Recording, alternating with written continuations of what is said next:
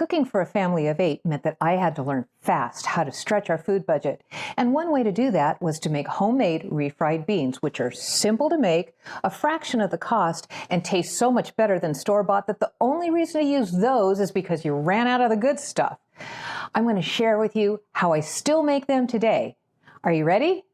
The kitchen is now open.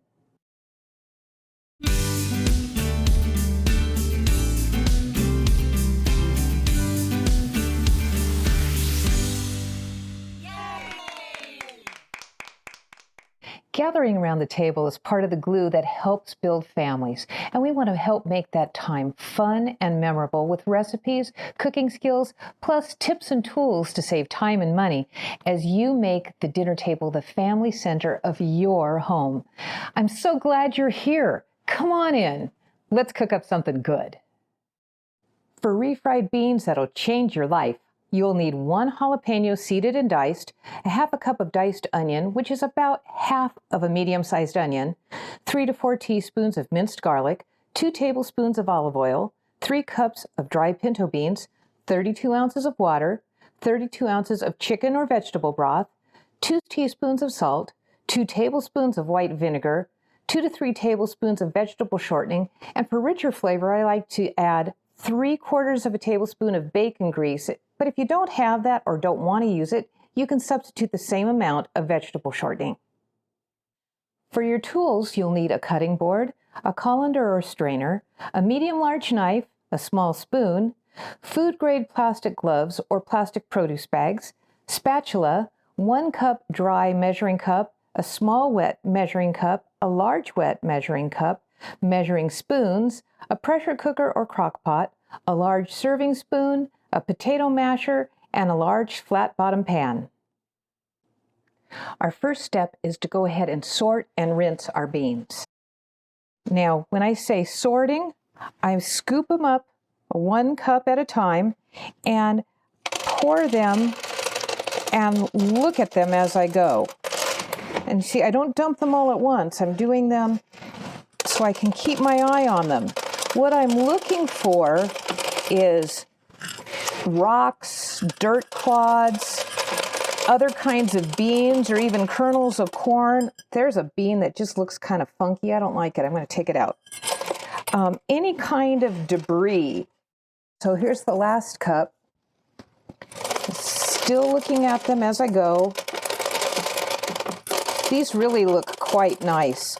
If you took a bite of your burrito and chopped down on a rock, you would know that they didn't come out of a can. That would be one advantage, but you'd also end up with a broken tooth and kind of just a disgusting burrito. So be sure you sort them carefully. Okay, so there's my 3 cups. Then I'm going to rinse them. And this is just cold water I'm running over them. And I'm going to kind of run my hand through them to make sure that they're all getting rinsed well. This is to make sure that if there's any dust or dirt on them still from the field, that I'm rinsing that off.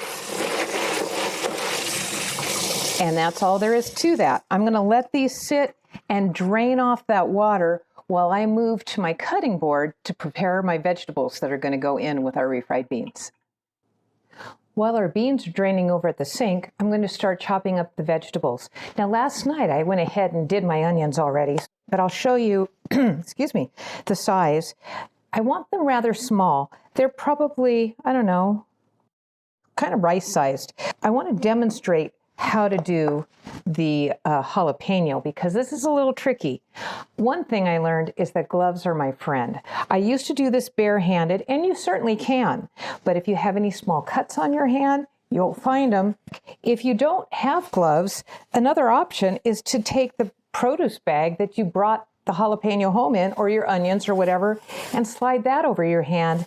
Again, it protects the hand and keeps it from getting that underneath your fingernails and in any cuts on your hands. So that's a good tip.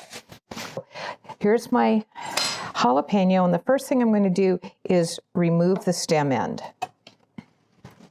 Then I'm going to split it lengthwise. And you can see inside, there's a lot of seeds, and there's also these these lengthwise veins or fibers that go through them. So I'm going to take my spoon and get underneath the top, and holding that edge of that pepper, I'm going to just pull that through. We're just going to scrape all of that out. Now, if you're thinking, oh my gosh, you're putting all that jalapeno in there, that's hot, it's spicy. I don't like things really spicy, so don't worry, I'm your friend on that front. If you remove the veins and the seeds, that's where the heat resides. If you want more heat in your beans, and your family likes that too, go ahead and leave some of the seeds in if you like. And then I'm just going to cut it in narrow strips, just like that. So I would say those strips are, not quite 1/4 inch wide. Still have seeds that are chasing me. Then I'm going to turn them, and starting on one end, just go ahead and chop through all of them. Okay, there's half of it. And then we'll do the same thing with the other half. I have my pressure cooker set up and set for saute. And I'm going to go ahead and put a couple of tablespoons of extra virgin olive oil in here. And now, if you're going to be using a crock pot instead of a pressure cooker, it doesn't have a saute setting on it. So you would mimic this step by putting 2 to 3 tablespoons of olive oil in a small saute or fry pan and just sauteing up your vegetables on the stovetop. So I'm going to dump in my onions and those jalapenos we just chopped up. And I'm going to take a moment now to remove these gloves inside out and into the trash. And then the last thing I'm adding here is my crushed garlic. What we're looking for is the equivalent of about 2 cloves of garlic. So that's about 2 teaspoons. I'll throw that in. They say a half a teaspoon is equal to 1 clove. And what we're looking for here is to just have those vegetables start to look a little bit opaque, meaning you can kind of start to see through them a little bit.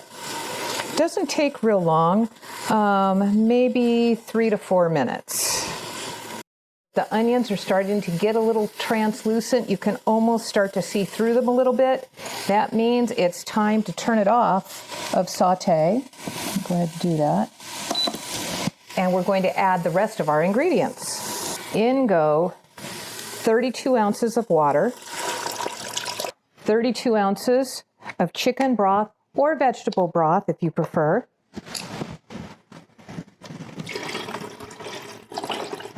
We'll add all of those in. About 2 teaspoons of salt. 2 tablespoons of white vinegar. If you have apple cider vinegar, you may use that as well. Either one is fine. And that goes in as well. All the ingredients are in. On goes the lid for the pressure cooker. And I'm going to go ahead and on this one, I set it on the canning and preserving setting.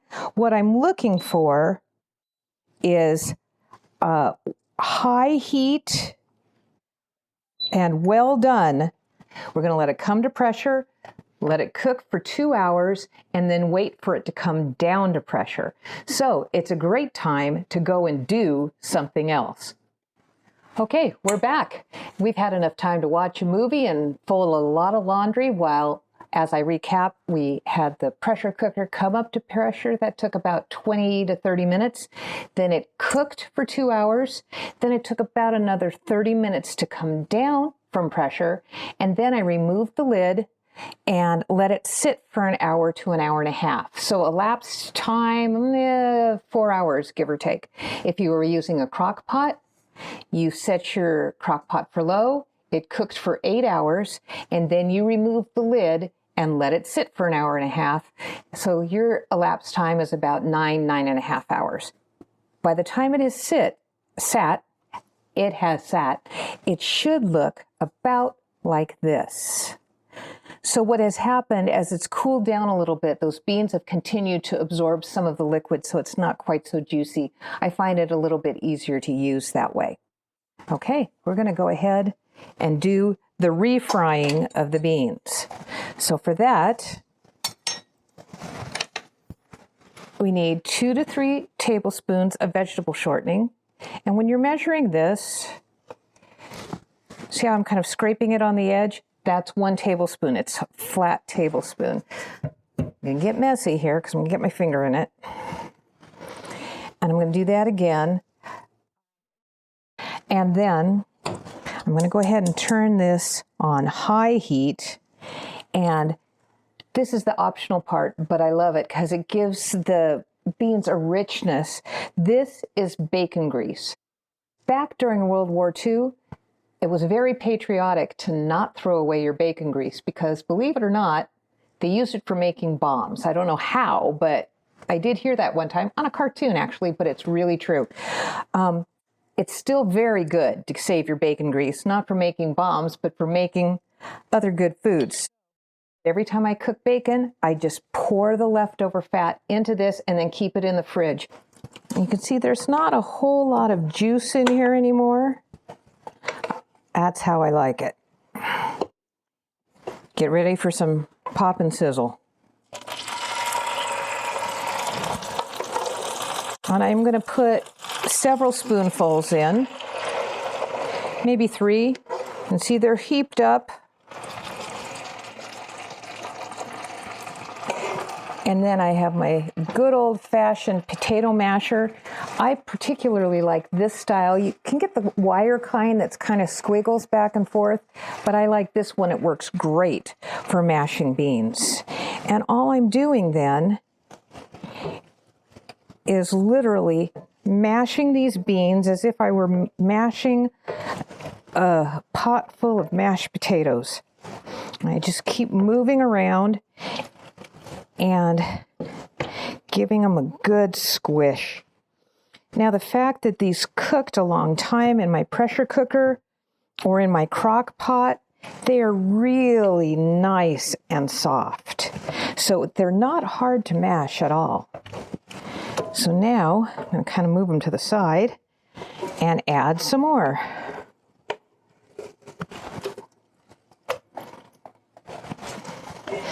Okay, and we're just going to keep doing this until we run out of beans. Depending on how much liquid you have left, you may want to go ahead and add it to your beans if they look like they're getting kind of thick. You don't have to use all the liquid that remains. One tip to know though, you can see this looks a little juicy right now. That's because they're hot, they're brand new, freshly cooked, freshly mashed. So they are a little more runny when they're first done. So that was the last of my beans. I'm just mashing those in. And then we are going to be ready to serve these up. We're back at the island at the cutting board, and I've served up my beans for this evening, but I have to tell you, this isn't all that was in the pan. I have a great tip for you. These beans freeze beautifully. I like to use quart-sized freezer bags, and if I fill one up, do another one, stack it on top, etc. When I need them on another day, rather than going to the shelf and grabbing a can of these, I would much rather set that to the side and grab one of these beautiful bags of beans out of my freezer and be able to use that than use the canned ones. Freeze them for months, they'll still be good. And then remember, you can either reheat them on the stove or reheat them in the microwave. Now, to finish dressing this, I'm going to use some queso fresco, or you could use cotija cheese, which is a Mexican semi-soft cheese. And you just kind of crumble it up in your fingers and put it over the top. Doesn't that look good? Oh my gosh, that looks good. And believe me, it tastes every bit as good as it looks. So there you are. I told you these beans will change your life. And remember, family is built around the dinner table, and if you feed them, they will come. All to the family.